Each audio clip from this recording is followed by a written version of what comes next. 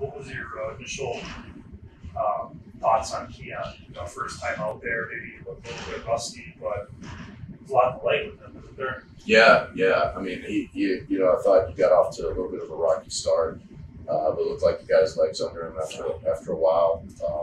Same as a lot of those guys, they haven't experienced success yet, so we just need to keep plugging along, and let him find it. Keon's a good player. He's a good kid, and he's going to really help us. Just he needs to see the ball go in the basket. He needs to get some significant minutes. Is JT injured? JT is not injured. He did not play coach's decision. Yes. And then last, I was wondering if you maybe backtrack a little bit, talk about the scheduling and stuff. People sometimes I think have a question about why no Division I teams at home here early on. Can you just explain to people who don't really understand the challenges that you have in scheduling and trying to get teams to come here and that sort of thing? Because it's really a balancing act, isn't it, a little bit? Yeah, it's so when I got the job, there were only 3 games scheduled. It was at Purdue, at Iowa State, and at Rhode Island. Yeah. So there was not a home game on the schedule, and so we had 8 games to schedule. And I can't express to you how many hours were spent just putting the schedule together. And it literally, as still as he wanted to send it out, it took the entire summer, almost into the school year, to get completed.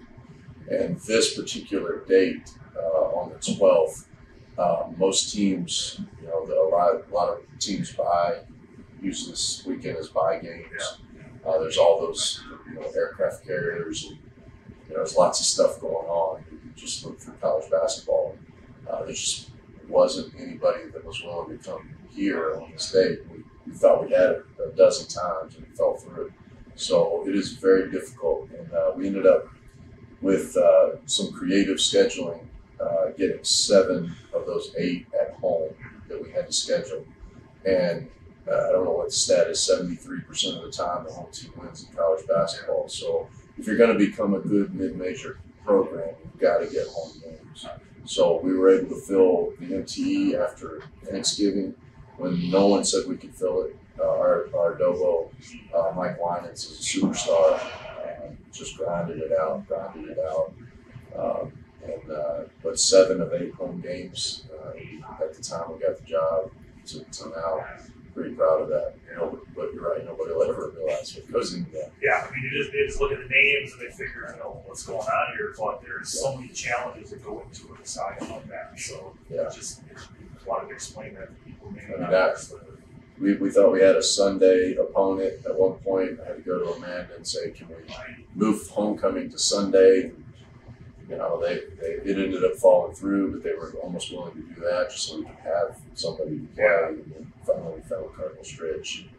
We tried for a long time to get a Division I opponent. We just couldn't find it.